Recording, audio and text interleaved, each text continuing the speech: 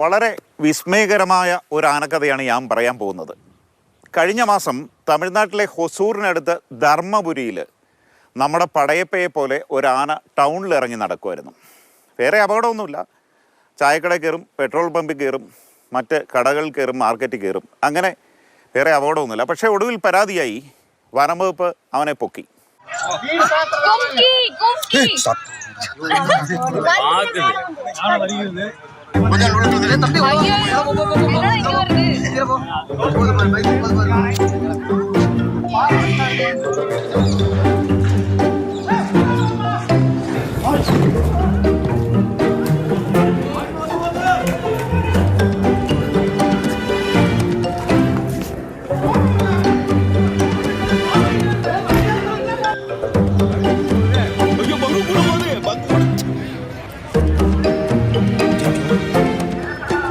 എന്നിട്ട് ഇവിടെ പൊള്ളാച്ചിക്ക് അടുത്ത് ആനമലയെ കൊണ്ട് കാട്ടി തുറന്നു വിട്ടു.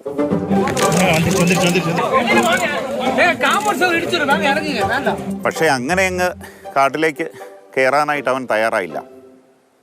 ഒരു 3-4 ദിവസത്തിന് ശേഷം പുള്ളി 19 കിലോമീറ്ററോളം നടന്ന് പാലക്കാട് ബോർഡറിലെത്തി.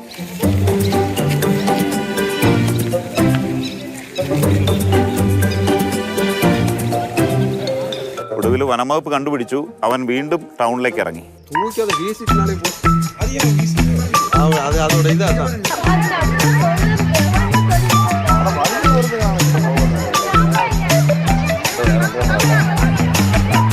വീട്ടിൽ വെളിയിൽ പോയത്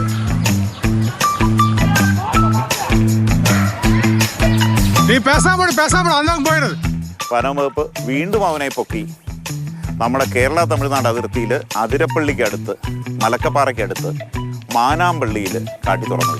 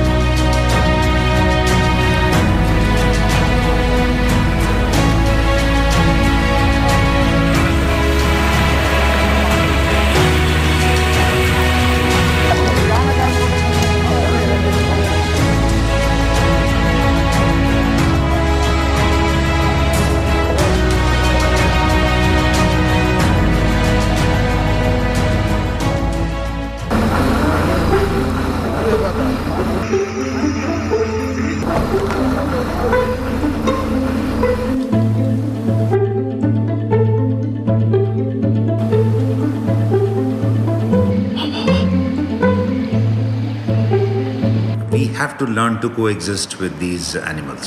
It is not us or them, we both have to be together. So that is the stated policy of the government also here. So we do not want to unnecessarily bring animals to captivity, and a lifelong then rehabilitation measure will have to be taken to hold them in captivity. So as far as possible, if the animal can survive sufficiently well in the wild, we would definitely ensure that it is rewilded back into the forested areas.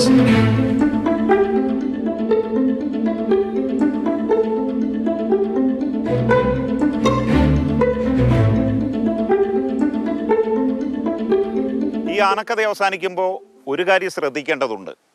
Tamil Nadu വനംവകുപ്പ് ഒരിക്കലും കാട്ടാനകളെ വെടിവെച്ച് പിടിച്ച് നാട്ടാനകളാക്കുന്നില്ല.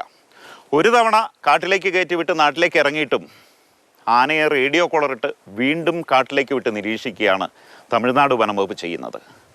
വാൽപ്പാറയിൽ നിന്ന് cameraman Manoj മാടശ്ശേരിക്കും ലിനീഷിനുമൊപ്പം Biju Pankaj, Mathrubhumi news.